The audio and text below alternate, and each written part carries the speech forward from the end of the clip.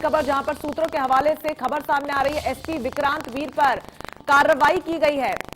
कार्रवाई से IPS association खासा नाराज नजर आ रहा है। डीएम पर कार्रवाई न होने पर यह पूरी नाराजगी देखने को मिल रही है। बता दें, आईपीएस अमिताभ ठाकुर ने आईपीएस एसोसिएशन से अपील की है। डीएम को निलंबित किए जाने को लेकर एक पत्र भी भेजा गया है। एक कॉपी आपको दिखा रहे हैं उस पत्र की। यूपी आईपीएस एसोसिएशन और सेंट्रल आईपीएस एसोसिएशन को पत्र लिखा गया है।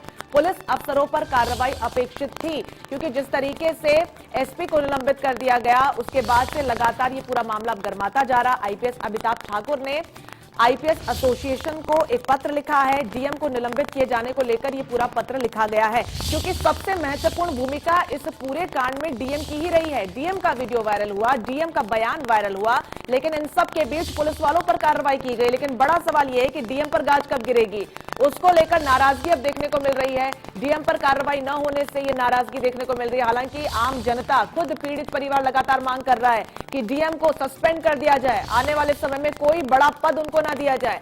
बावजूद इसके वो क्या वजह है कि डीएम को बचाया जा रहा है, डीएम पर अभी तक किसी प्रकार की कार्रवाई क्यों नहीं की गई है? क्योंकि पुलिस वालों की कार्यप्रणाली लगातार इस पूरे मामले में सवालों के कटघरे में नजर आई है। इस बीच एसपी विक्रांत वीर पर कार्रवाई से आईपीएस एसोसिएशन खासा नाराज है और यही वजह है कि डीएम पर कार्रवाई न होने को लेकर अब ये बड़ा एक्शन लिया गया है। एक पत्र लिखा गया है, आईपीएस एसोसिएशन से अपील की गई है कि डीएम को जल्द निलंबित किया जाए।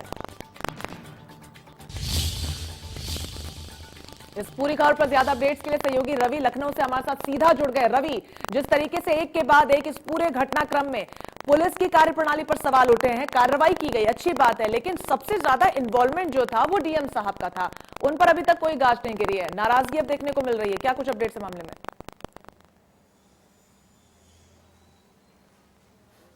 देखिए, जाहिर डीएम को लेकर नाराजगी है। आईपीएस एसोसिएशन ने साफ तौर पर इसमें नाराजगी जताई है और कहा है कि एसपी विक्रांत वीर, सीओ, उसके अलावा जो पुलिस के जो लोग हैं उन पर कार्रवाई जरूर की है, लेकिन जो सारे निर्णय थे, सारे फैसले थे, वो डीएम साहब ले रहे थे।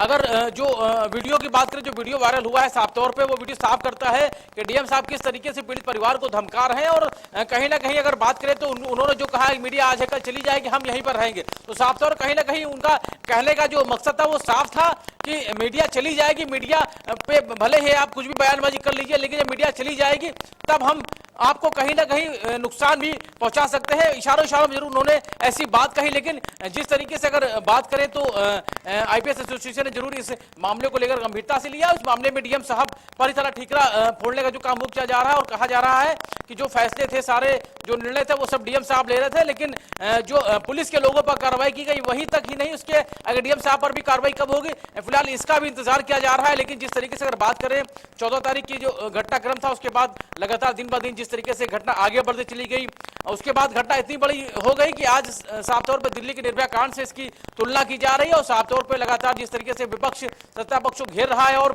मुख्यमंत्री खुद इस मामले को लेकर बेहद ही गंभीर है। अब इस मामले को लेकर मुख्यमंत्री ने जिस तरीके से ट्वीट कर जानकारी दी है कि इस मामले की सीबीआई जांच की उन्होंने सिफारिश की है और कहीं ना कहीं उम्मीद की जा रही है कि जब एसआईटी टीम जांच करी उस समय सीबीआई जांच के लिए सिफारिश करना अपने आप में तमाम सारे सवाल उठाता है। और लेकिन ये जरूर है कि सीबीआई जांच से कहीं ना कहीं एक उम्मीद जरूर बनेगी कि जो दूध का दूध और पानी का पानी हो पाएगा, क्योंकि जो तमाम सारे सवाल उठ रहे हैं उन सवालों के जवाब शायद सीबीआई जांच के बाद मिल पाएंगे। बिल्कुल, डीएम का वीडियो तो वायरल हुआ था जिसका जिक्र भी आपने किया, लेकिन एक बयान भी सामने आया जहां पर वो पीड़िता के परिजनों से कह रहे हैं कि अगर कोरोना से मौत होती है आपकी बेटिया की तो आपको मुआवजा नहीं मिलता। इससे शर्मनाक और बयान कोई स्टेटमेंट हो ही नहीं सकता था। बावजूद इसके इस पूरे मामले में कोई कार्रवाई नहीं की गई, क्योंकि अब तो एक पत्र लिखा गया है आईपीएस एसोसिएशन को, लेकिन इससे पहले कल खुद पीड़िता का परिवार ये कह रहा था कि कार्रवाई डीएम पर होनी चाहिए, कोई बड़ा पद उन्हें नहीं मिलना चाहिए।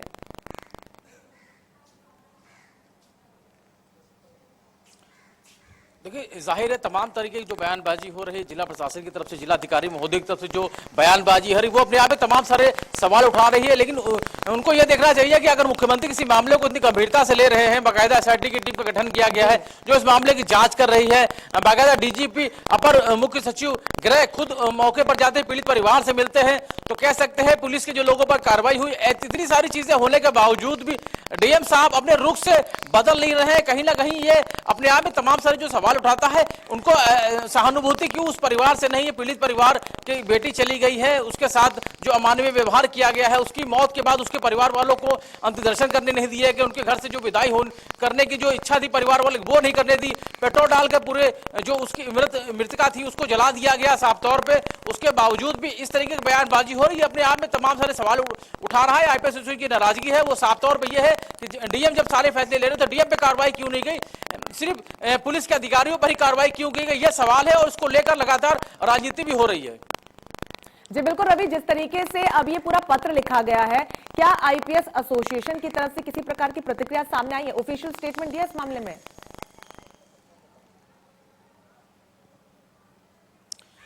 देखिए, अभी पत्र जो है वो लिखा गया है आईपीएस एसोसिएशन की तरफ से, साफ तौर से ये कहा गया है कि जो मांग की गई है कि साफ तौर पे जो सारे निर्णय थे वो जिलाधिकारी महोदय ले रहे थे और पुलिस ही सारी जिम्मेदारी क्यों तय की गई, पुलिस पर ही कार्रवाई क्यों की गई है, इसके लिए जांच होनी चाहिए बाकायदा, और जांच में जो कोई भी दोषी निकलता है उस पर कार्रवाई होनी चाहिए।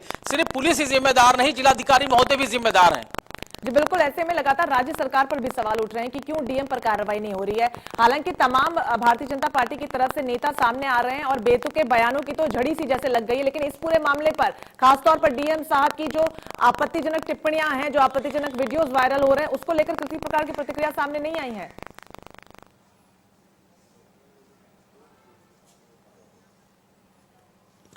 देखिए, राजनीतिक प्रतिक्रियाओं की अगर बात करें तो लगातार अगर बात करें राहुल गांधी प्रियंका गांधी जा रहे थे, उनको रोका गया, उसके बाद लगातार इंडिया न्यूज ने इस खबर को प्रमुखता से दिखाया, उसके बाद सरकार ने संज्ञान लिया, उसके बाद उनको जाने की अनुमति दी गई, परिवार से मुलाकात की गई और बंद कमरे में जो बातचीत गई उसका भी बहुत ज्यादा खुलासा नहीं हुआ, लेकिन ये जरूर है कि पीड़ित परिवार के साथ राहुल गांधी प्रियंका गांधी ने साथ रहने की बात कही। उसके अलावा अगर बात करें तो जिस तरीके से अगर अखिलेश यादव की बात